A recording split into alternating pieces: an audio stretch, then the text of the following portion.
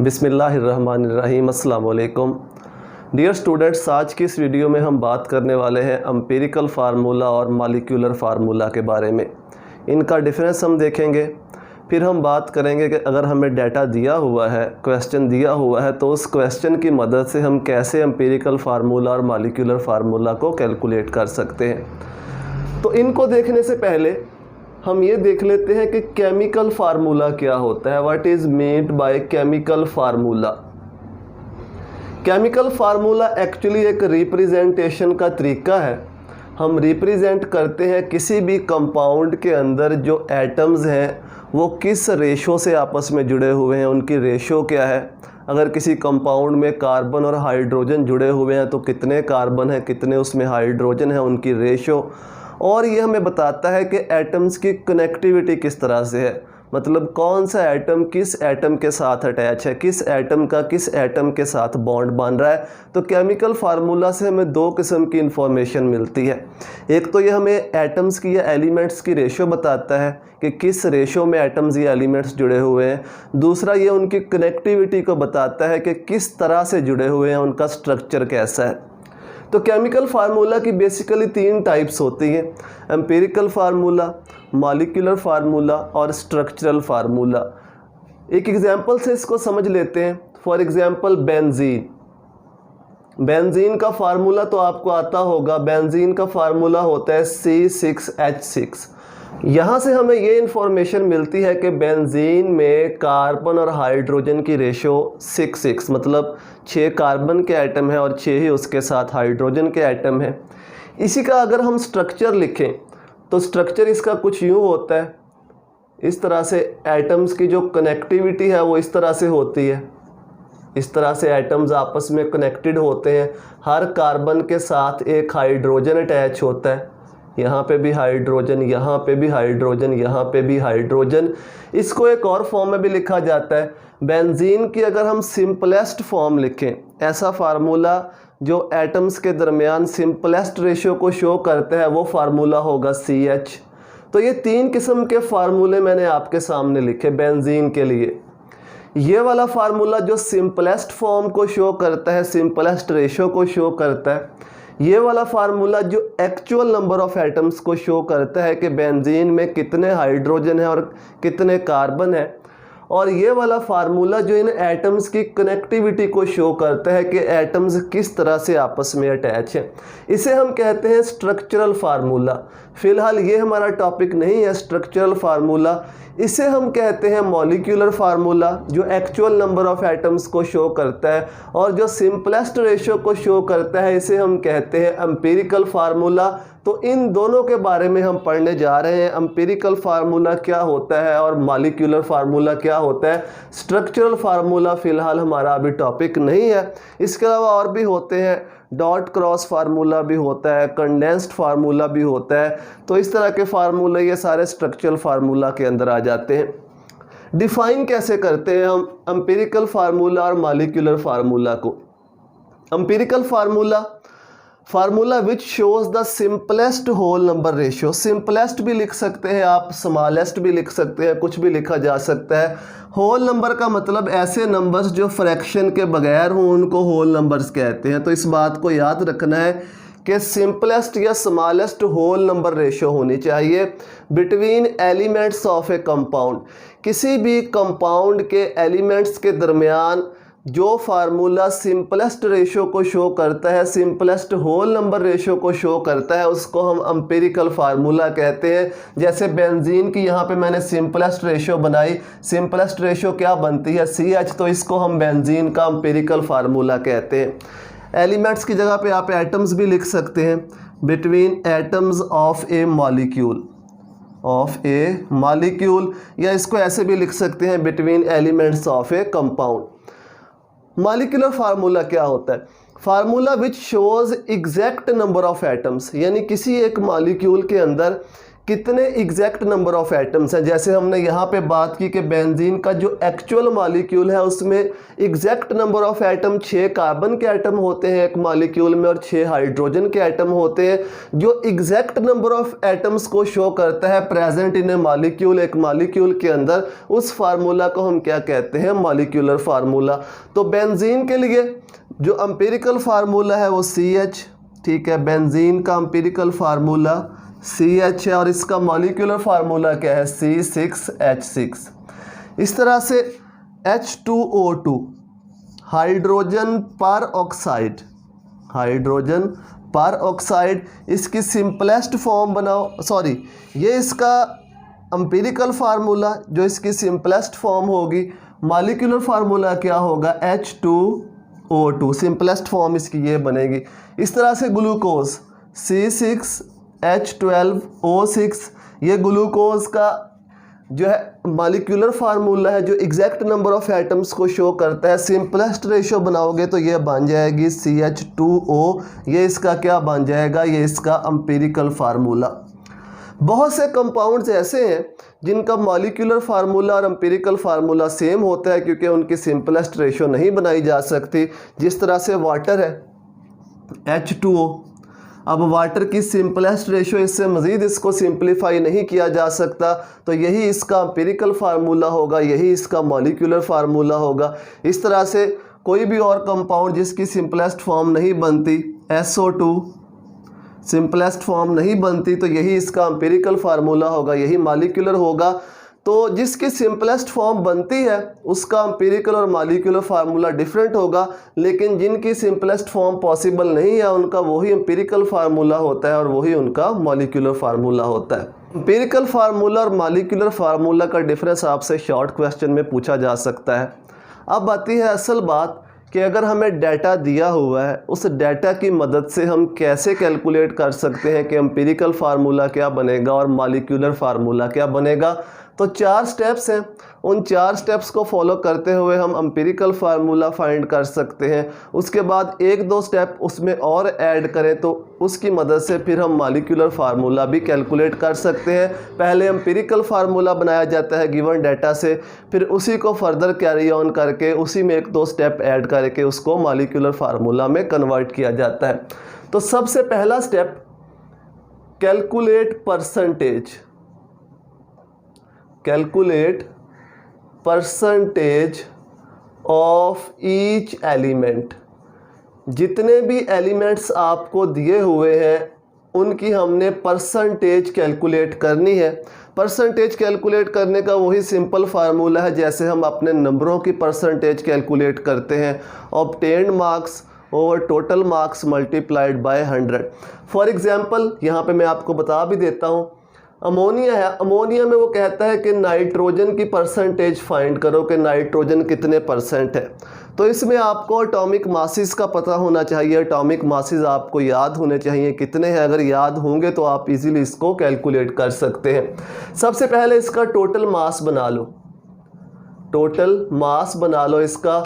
Nitrogen का एक atom है, एक एटम का होता है 14, हाइड्रोजन के 3 एटम हैं और एक एटम का 1 होता है, तो 3 एटम, एक एटम का 1, 3 को 1 से मल्टीप्लाई कर दो, 14 + 3 कितना हो गया, 70। तो ये आ गया टोटल मास। किसकी परसेंटेज फाइंड करनी है हमने, नाइट्रोजन की। तो इसमें नाइट्रोजन का मास देख लो, उस एलिमेंट का मास देख लो जिसकी हमने परसेंटेज फाइंड करनी है। यहाँ पे लिख लो मास ऑफ नाइट्रोजन, क्योंकि इसकी हम परसेंटेज फाइंड कर रहे हैं। कितना है नाइट्रोजन का मास, टोटल 14। तो ये हमारे पास एलिमेंट का मास आ गया, ये हमारे पास टोटल मास आ गया। फार्मूला अप्लाई कर दो, परसेंटेज ऑफ नाइट्रोजन, नाइट्रोजन का मास है 14, टोटल मास है 17 मल्टीप्लाइड बाय 100। इसको आपने सॉल्व कर लेना है, तो यहाँ से आपके पास नाइट्रोजन की परसेंटेज आ जाएगी। इस तरह से कोई भी फार्मूला लिखा हो, एक और एग्जांपल से मैं आपको समझा देता हूँ। NH2 single bond NH2 hydrazine का फार्मूला अपनी तरफ से मैं लिख रहा हूँ इसको, या इसको ऐसे भी लिख सकते हैं N2H4। इसमें वो कहता है कि नाइट्रोजन की परसेंटेज फाइंड करो। तो पहले टोटल मास बना लो। देखो 2 नाइट्रोजन है, तो 2 नाइट्रोजन 2 मल्टीप्लाइड बाय 14 हो जाएगा। एक नाइट्रोजन का 14 होता है, 2 है तो 2 से मल्टीप्लाई कर दो, प्लस 4 हाइड्रोजन है, एक हाइड्रोजन का 1 होता है तो 4 को 1 से मल्टीप्लाई कर दो, ठीक है, दरमियान में प्लस डालना है। जब अगले एटम का हम मास लिखेंगे तो उनको ऐड करते जाना है, ऐड करना है नाइट्रोजन के साथ हाइड्रोजन का टोटल मास। इसके अलावा अगर कोई और एटम भी होता तो उन तमाम एटम्स के मासेस को हम ऐड कर देते। तो ये हो गया 28, ये हो गया 4, ये बन गया टोटल 32। तो निकाल लो percentage of nitrogen is equal to, कितना आ गया नाइट्रोजन का मास, ये नाइट्रोजन का मास है 14 मल्टीप्लाइड बाय 2 28, टोटल मास कितना है 32 मल्टीप्लाइड बाय 100। इसको कैलकुलेट करो तो ये आपके पास नाइट्रोजन की परसेंटेज आ जाएगी। इस स्टेप से, इस तरीके से आप परसेंटेज कैलकुलेट कर सकते हैं, जो हमारा पहला स्टेप है।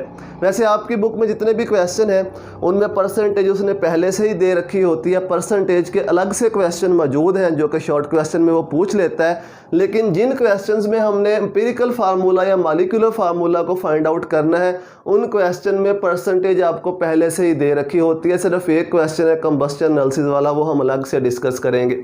तो पहले स्टेप में इस तरीके से आपने परसेंटेज को फाइंड आउट कर लेना है। दूसरा स्टेप, दूसरे स्टेप में हमने क्या फाइंड करना है, दूसरे स्टेप में हमने फाइंड करना है ग्राम एटम्स। क्या फाइंड करना है, ग्राम एटम्स फाइंड करने हैं, और इसको हम मोल्स भी कहते हैं। ग्राम एटम्स या मोल्स फाइंड करने हैं। अब इसको फाइंड करने का क्या तरीका है, तरीका समझ लो। तरीका ये है कि जो हमने परसेंटेज निकाली है उस परसेंटेज को उसी एटम के एटॉमिक मास से डिवाइड कर देना है। क्या तरीका है, परसेंटेज ऑफ एलिमेंट, एलिमेंट की परसेंटेज को लेना है divided by atomic mass of that element, atomic mass of that element. उसी एलिमेंट के एटॉमिक मास से हम डिवाइड कर देंगे तो जो हमारे पास आंसर आएगा उसको हम उस एलिमेंट के या उस एटम के ग्राम एटम्स कहेंगे या मोल्स कहेंगे। तो सेकंड स्टेप में इस फार्मूला को फॉलो करते हुए हमने ग्राम एटम्स निकाल लेने हैं। थर्ड स्टेप में हमने फाइंड करनी है एटॉमिक रेशियो, एटॉमिक रेशियो। अब एटॉमिक रेशियो को हम कैसे फाइंड करेंगे उसका भी तरीका है। सेकंड स्टेप में हमने क्या फाइंड किया, ग्राम एटम्स या मोल्स। जो सबसे कम वैल्यू आएगी ग्राम एटम्स की या मोल्स की, सबसे कम वैल्यू, तमाम के ग्राम एटम्स या मोल्स को उस वैल्यू से डिवाइड कर देना है। क्या लिखेंगे हम यहाँ पे, ग्राम एटम्स, ग्राम एटम्स जो हमने सेकंड स्टेप में फाइंड किए हैं ऑफ ईच एलिमेंट, हर एलिमेंट के gram atoms divided by smallest value, smallest value of gram atoms. उन्हीं ग्राम एटम्स में से या उन्हीं मोल्स में से जो सबसे कम वैल्यू होगी तमाम ग्राम एटम्स को उससे डिवाइड कर देना है, तमाम मोल्स को उससे डिवाइड कर देना है, तो हमारे पास एटॉमिक रेशियो आ जाएगी। फोर्थ स्टेप, फोर्थ स्टेप की बाज़-औक़ात ज़रूरत पड़ेगी, बाज़-औक़ात नहीं पड़ेगी। अगर यहाँ से एटॉमिक रेशियो होल नंबर में आ जाए, फ्रैक्शन के बगैर आ जाए, तो फिर हम वही एम्पिरिकल फार्मूला बन जाएगा, वही एम्पिरिकल फार्मूला होगा। लेकिन अगर एटॉमिक रेशियो फ्रैक्शन में आती है तो फिर हमें उसे होल नंबर में कन्वर्ट करना होगा bye multiplying with suitable digit. किसी भी सूटेबल डिजिट से मल्टीप्लाई करके उसे हमने होल नंबर में लेके जाना है। तो फोर्थ स्टेप क्या है, convert atomic ratio, convert atomic ratio into whole number, into whole number by multiplying, by multiplying with suitable digit, with suitable, suitable digit. If necessary, अगर ज़रूरत होगी, अगर तो ये एटॉमिक रेशियो यहाँ पे होल नंबर में आ जाती है पहले फिर तो ज़रूरत नहीं है, लेकिन अगर एटॉमिक रेशो इस स्टेप में फ्रैक्शन में आती है किसी भी एक एटम की या किसी भी एक एलिमेंट की, तो फिर हमने उस फ्रैक्शन को ख़त्म करके होल नंबर में लेके जाना है। तो होल नंबर में कन्वर्ट करने के लिए कोई भी सूटेबल डिजिट हम चूज़ करेंगे जिससे वो फ्रैक्शन ख़त्म हो जाए और पूरे का पूरा फार्मूला जो है वो होल नंबर में आ जाए। तो इस तरीके से हम एम्पिरिकल फार्मूला कैलकुलेट कर सकते हैं इन 4 स्टेप्स को फॉलो करते हुए। एक दफ़ा हमने एम्पिरिकल फार्मूला कैलकुलेट कर लिया, फिर उसी एम्पिरिकल फार्मूला की मदद से हम मॉलिक्यूलर फार्मूला भी बना सकते हैं इजीली। ये वाले स्टेप्स तो ऐसे चलेंगे जो आपके सामने लिखे हुए हैं। इन्हीं को बाद जब हम मॉलिक्यूलर फार्मूला बनाएंगे तो वो कैसे बनाएंगे? Molecular formula is equal to n multiplied by empirical formula, n multiplied by empirical formula, यानी हमने एम्पिरिकल फार्मूला निकाल लिया इन 4 स्टेप्स को फॉलो करके। उस एम्पिरिकल फार्मूला को हम n से मल्टीप्लाई करेंगे। अब ये n क्या है? n में भी एनी होल नंबर, कोई भी होल नंबर हो सकता है, 1 2 3 4 5 6 कोई भी होल नंबर। लेकिन फाइंड कैसे करेंगे? इसको फाइंड करेंगे हम मॉलिक्यूलर मास, मॉलिक्यूलर और मोलर मास, मॉलिक्यूलर और मोलर मास कुछ भी हो सकता है। इसको मॉलिक्यूलर भी कह सकते हैं, मोलर भी कह सकते हैं, एक ही बात है। मॉलिक्यूलर मास और molar mass over empirical formula mass, over empirical formula mass. ये एम्पिरिकल फार्मूला मास हम खुद बनाएंगे। जो यहाँ से एम्पिरिकल फार्मूला कैलकुलेट करेंगे उसकी मदद से एम्पिरिकल फार्मूला मास खुद बनाएंगे। लेकिन जो मॉलिक्यूलर मास होगा या जो मोलर मास होगा ये आपको क्वेश्चन में गिवन होगा, ये दिया गया होगा। अगर वो आपको मॉलिक्यूलर फार्मूला कैलकुलेट करने के लिए पूछेगा तो ये दिया होगा, ये खुद बनाएंगे, डिवाइड करेंगे, n आ जाएगा, n को एम्पिरिकल फार्मूला से मल्टीप्लाई कर दो तो वो मॉलिक्यूलर फार्मूला में कन्वर्ट हो जाएगा। एम्पिरिकल फार्मूला और मॉलिक्यूलर फार्मूला से रिलेटेड टोटल 4 क्वेश्चन है आपकी बुक में, 2 एग्जाम्पल्स 2 न्यूमेरिकल्स, 2 एम्पिरिकल फार्मूला से रिलेटेड है और 2 मॉलिक्यूलर फार्मूला से रिलेटेड है। तो एग्जाम्पल्स दोनों मैं आपको सॉल्व करवा देता हूँ। जिस तरह से हम एग्जाम्पल सॉल्व करेंगे उस तरह से जो एक्सरसाइज के क्वेश्चन हैं उनको भी वैसे सॉल्व करना है, वो आप खुद करेंगे। तो एग्जाम्पल नंबर 3 है, एस्कॉर्बिक एसिड, इसको विटामिन सी भी कहते हैं, contains 40.92% carbon, percentage of carbon इतनी है, फिर 4.58% हाइड्रोजन है और 54.5% ऑफ ऑक्सीजन, और ऑक्सीजन की परसेंटेज इतनी है 54.5%। वो कहता है कि what is the empirical formula of ascorbic acid, ascorbic acid का एम्पिरिकल फार्मूला कैलकुलेट करके बताओ क्या है। क्वेश्चन सॉल्व करने से पहले एक चीज़ मैं आपको क्लियर कर दूं कि जो चीज़ दी हुई है, जो आपको डाटा दिया हुआ है, आपको उसकी आउटलाइन बनानी आनी चाहिए। अगर आपको ये नहीं पता होगा कि क्या दिया हुआ है हमें क्वेश्चन में और हमने फाइंड क्या करना है, तो आप कभी भी क्वेश्चन को सॉल्व नहीं कर सकते। आपकी बुनियाद ही गलत हो जाएगी, आपकी बेस ही गलत हो जाएगी, तो फिर फर्दर क्वेश्चन भी आपसे सॉल्व नहीं होगा। तो सबसे पहला फोकस आपने ये करना है, अगर आप शुरू कर रहे हैं, स्टार्ट कर रहे हैं न्यूमेरिकल करना, कि आपको ये डाटा बनाना आना चाहिए कि उसने क्या दिया हुआ है, हमने उसको कैसे लिखना है और फाइंड हमने क्या करना है। फिर उसके बाद सेकंड नंबर पे चीज़ आती है कि हमने किस तरीके से इसको सॉल्व करना है, तरीका सेकंड नंबर पे आता है। तो सबसे पहले आपको ये चीज़ बनानी आनी चाहिए जिसको हम डाटा कहते हैं या गिवन डाटा कहते हैं। स्टेप्स मैंने आपको बताए हुए हैं। पहले स्टेप में हमने परसेंटेज कैलकुलेट करनी है, वो दी हुई है, उसकी ज़रूरत नहीं है। तो सेकंड स्टेप था हमारा, हमने ग्राम एटम्स फाइंड करने थे, ग्राम एटम्स। 3 एलिमेंट्स हैं, कार्बन, हाइड्रोजन और ऑक्सीजन, इनके ग्राम एटम्स या मोल्स फाइंड करेंगे। तो सबसे पहले हम लिखेंगे ग्राम एटम्स ऑफ कार्बन। कितनी परसेंटेज है? 40.92। कार्बन का एटॉमिक मास कितना होता है? 12। स्टेप्स आपने जहन में रखने, ये खुद ब खुद होता जाएगा।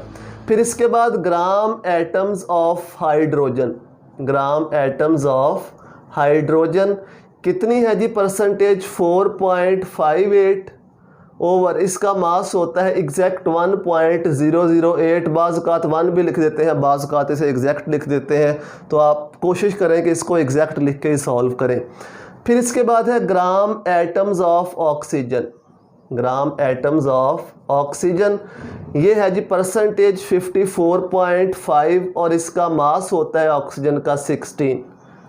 कैलकुलेट कर लो कैलकुलेटर से, ये आपके पास आ जाएगा 3.41, ये आ जाएगा 4.54 और ये भी आ जाएगा 3.41। 3.406 आता है, इसको आप 41 ही कर लो ताकि कैलकुलेट करना बाद में आसान हो। सेकंड स्टेप हो गया, हमारे पास ग्राम एटम्स आ गए, कार्बन के, हाइड्रोजन के और ऑक्सीजन के मोल्स हमने फाइंड कर लिए। नेक्स्ट क्या था, एटॉमिक रेशो हमने फाइंड करनी है। अब एटॉमिक रेशो फाइंड करने के लिए बहुत ही सिंपल है, रेशो इस तरह से लिख लो, carbon ratio, hydrogen ratio, oxygen. Gram atoms लिख लो, इसके 3.41 है, इसके 4.54 है, इसके भी 3.41 है। स्मॉलेस्ट वैल्यू कौन सी है, 3.41, तो 3.41 से तमाम को डिवाइड कर दो, इसको भी 3.41 से और इसको भी 3.41 से। ये भी 1 हो जाएगा, ये भी 1 हो जाएगा ये वाला, लेकिन ये जो होगा ये 1.33। अब लास्ट स्टेप हमने पढ़ा था कि अगर कोई फ्रैक्शन में आ रही है एटॉमिक रेशो तो हमने उसको होल नंबर में कन्वर्ट करना है। उसका तरीका क्या है, मल्टीप्लाइंग विद सूटेबल डिजिट। अब इसका मतलब ये नहीं है कि आप सिर्फ इसी को सूटेबल डिजिट से मल्टीप्लाई करोगे, आपने इस पूरी रेशो को सूटेबल डिजिट से मल्टीप्लाई करना है। रेशो क्या है, 1:1.33 रेशो 1। ये कार्बन, ये हाइड्रोजन, ये ऑक्सीजन, तो इस पूरी रेशो को हमने किसी सूटेबल डिजिट से मल्टीप्लाई करना है ताकि ये होल नंबर में कन्वर्ट हो जाए। देखो अगर 2 से मल्टीप्लाई करेंगे ये 2 हो जाएगा, ये भी 2 हो जाएगा, ये हो जाएगा 2.66। अगेन प्रॉब्लम तो वही है कि अगेन फ्रैक्शन में आ रहा है 2.66। अगर 3 से करें तो ये 3 हो जाएगा, ये 3.99 और ये 3 और ये 3.99 अप्रॉक्सीमेटली 4 के इक्वल होता है, तो इसको हमने अप्रॉक्सीमेट 4 कर देना है। 3 से मल्टीप्लाई करेंगे, 3 1s are 3, 3.99 इसको 4 ले लेंगे और 3 1s are 3। तो क्या रेशो आ गई, कार्बन 3, हाइड्रोजन 4, ऑक्सीजन 3। तो एम्पिरिकल फार्मूला हमारे पास बन गया एस्कॉर्बिक एसिड का C3H4O3। तो ये इसका आंसर आ गया, एस्कॉर्बिक एसिड का ये एम्पिरिकल फार्मूला होगा। बहुत ही आसान है, स्टेप्स आपने याद रखने, एटॉमिक मासेस याद कर लो अगर नहीं याद। अगर मॉलिक्यूलर मास या मोलर मास नहीं बनाना आता तो वो भी सीख लो, ऐड करना होता है, सिंपल ऐड करके बनाते हैं, तो उसको भी सीख लो। वीडियो बनी हुई है, उसके ऊपर पहले एक वीडियो पड़ी हुई है, वीडियो आप देख सकते हैं। तो इस तरीके से हम एम्पिरिकल फार्मूला को कैलकुलेट करेंगे। एग्जाम्पल नंबर 5 स्टेटमेंट है इसकी, the combustion analysis of an organic compound shows it contain 65.44% carbon, carbon की परसेंटेज, 5.50% हाइड्रोजन, हाइड्रोजन की परसेंटेज, 29.06% ऑक्सीजन, ऑक्सीजन की परसेंटेज। इसके बाद वो कहता है कि what is the empirical formula. इस डाटा की मदद से हमने क्या बनाना है, एम्पिरिकल फार्मूला बनाना है पहले नंबर पे। फिर इसके बाद वो कहता है further the molecular mass, molecular mass या इसको मोलर मास भी कह सकते हैं, दोनों नाम आपने ज़हन में रखने हैं, ऑफ द कंपाउंड इज़ 110.15 ग्राम पर मोल इसके यूनिट होते हैं। कैलकुलेट द मॉलिक्यूलर फार्मूला, फिर वो कहता है कि इसका मॉलिक्यूलर फार्मूला भी कैलकुलेट करके बताओ। अब याद रखें कि अगर उसने एम्पिरिकल फार्मूला का नाम भी पूछा हो तो आपने पहले ये फाइंड करना ही करना है, क्योंकि ये फाइंड करेंगे तो इसके बाद ही हम मॉलिक्यूलर फार्मूला फाइंड कर सकते हैं अगर ये दिया हुआ हो मोलर मास या मॉलिक्यूलर मास। तो चलिए पहले हम एम्पिरिकल फार्मूला जल्दी जल्दी फाइंड कर लेते हैं। परसेंटेज दी हुई है, सेकंड स्टेप से शुरू करेंगे, ग्राम एटम फाइंड करेंगे, ग्राम एटम ऑफ कार्बन, ठीक है, परसेंटेज 65.44, एटॉमिक मास इसका होता है 12। इस तरह से gram atom of hydrogen, percentage है 5.50 और इसका मास होता है 1.008। ग्राम एटम ऑफ ऑक्सीजन कितने हैं जी, इसके 29.06 और इसका एटॉमिक मास होता है 16। तो इनके हम ग्राम एटम देख लेते हैं कितने कितने बनते हैं। ये भी बनते हैं 5.45, ये भी 5.45 और ये बनते हैं 1.82, 1.82 ग्राम एटम आ गए। इसके बाद हम निकालेंगे atomic ratio, carbon ratio, hydrogen ratio, oxygen 5.45, इसके मोल्स या ग्राम एटम्स, इसके भी 5.45 और ऑक्सीजन के हैं जी 1.82। स्मॉलेस्ट वैल्यू कौन सी है? 1.82 स्मॉलेस्ट है, तमाम को 1.82 से डिवाइड कर दो। 1.82 और इसको भी 1.82 से, ये भी 3 हो जाएगा, ये भी 3 हो जाएगा और ये हो जाएगा 1। तो ये हमारे पास रेशियो आ गई। रेशियो सिंपलेस्ट होल नंबर में है, तो इसको यही एम्पिरिकल फार्मूला होगा। एम्पिरिकल फार्मूला बन जाएगा जी C3H3O। ये हमारा पहला स्टेप हो गया, हमने एम्पिरिकल फार्मूला कैलकुलेट कर लिया। अब इसी एम्पिरिकल फार्मूला को हम कन्वर्ट करेंगे मॉलिक्यूलर फार्मूला में। फार्मूला मैंने आपको बता रखा है, molecular formula is equal to n multiplied by empirical formula. तो इसको हमने n से मल्टीप्लाई करना है। n कैसे फाइंड करेंगे? n का मैंने आपको बताया हुआ है, मोलर मास या molecular mass over empirical formula mass. ये दिया हुआ है मोलर मास आपको या मॉलिक्यूलर मास दिया हुआ है। एम्पिरिकल फार्मूला मास हमने यहाँ से बनाना है। देखो कैसे बनाएंगे। एम्पिरिकल फार्मूला मास, 3 कार्बन है, एक कार्बन के एटम का मास 12 होता है, तो 3 मल्टीप्लाइड बाय 12 प्लस 3 हाइड्रोजन है, एक हाइड्रोजन का मास 1 होता है, तो 3 मल्टीप्लाइड बाय 1 फिर प्लस। एक ऑक्सीजन है, ऑक्सीजन का मास 16 होता है, इसको एग्जैक्ट हम लिख लेते हैं 1.008। ले जी एग्जैक्ट इसको हमने लिख लिया। ये बन गया 36, ये हो जाएगा 3.024 प्लस 16। इसको ऐड कर दो, जब इसको हम ऐड करेंगे तो ये बनेगा 55.25 बन जाएगा या 025 बन जाएगा। आप इसको कैलकुलेट करके देख लेना कितना बनता है ये। तो ये आ गया हमारे पास एम्पिरिकल फार्मूला मास। वो मोलर मास है या मॉलिक्यूलर मास, ये एम्पिरिकल फार्मूला मास। n निकाल लो। n की क्या फार्मूला था? Molar mass 110.15 divided by empirical formula mass 55.25, ये अप्रॉक्सीमेट 2 के इक्वल आ जाएगा। तो n की वैल्यू 2 आ गई। अब हमने सिंपल क्या करना है, इस n की वैल्यू को इस एम्पिरिकल फार्मूला से मल्टीप्लाई कर देना है। ठीक है, ऐसे निकालनी है n की वैल्यू। इसको एक दफ़ा फिर गौर से देख लो। तो मॉलिक्यूलर फार्मूला क्या बन जाएगा? Molecular formula is equal to 2 multiplied by empirical formula C3H3O multiply कर दो, C6 हो जाएगा, H भी 6 हो जाएगा और O2 हो जाएगा। तो ये हमारे पास आ जाएगा मॉलिक्यूलर फार्मूला। तो इस तरीके से एम्पिरिकल फार्मूला कैलकुलेट करने के बाद हम इसको मॉलिक्यूलर फार्मूला में कन्वर्ट करते हैं। n निकालो, n निकालने का तरीका बता दिया। n निकालने के बाद उसे मल्टीप्लाई करो एम्पिरिकल फार्मूला से, तो वो कन्वर्ट हो जाएगा मॉलिक्यूलर फार्मूला में। अब मैं आपको बताता हूँ जो एक्सरसाइज में 2 क्वेश्चन है जो आप खुद सॉल्व करेंगे। क्वेश्चन नंबर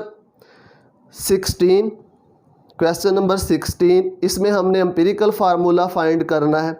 वैसे इसमें मोलर मास उसने दे रखा है, लेकिन उसका काम कोई नहीं है यहाँ पे मोलर मास का, क्योंकि उसने पूछा हमसे एम्पिरिकल फार्मूला है, तो एम्पिरिकल फार्मूला में मोलर मास नहीं चाहिए होता है। अगर वो मॉलिक्यूलर फार्मूला पूछता तो फिर हमें ये चाहिए था। क्वेश्चन 17 में हमने फाइंड करना है मॉलिक्यूलर फार्मूला। तो दोनों जो क्वेश्चन मैंने आपको समझाए एग्जांपल्स, एक एम्पिरिकल फार्मूला से रिलेटेड, एक मॉलिक्यूलर फार्मूला से रिलेटेड, तो दोनों क्वेश्चन भी आपने वैसे खुद सॉल्व करके देखने हैं। प्रैक्टिस करोगे तो ये आपको अच्छी चीज़ें समझ में आना शुरू हो जाएंगी। उम्मीद है कि ये डिस्कशन आपको पसंद आई होगी, समझ भी आई होगी। अगर आपको ये वीडियोस हेल्पफुल लगती हैं तो अपने दोस्तों के साथ शेयर करें, उनको बताएं ताकि वो भी हेल्प ले सकें। दुआ में याद रखिएगा। अल्लाह हाफिज़।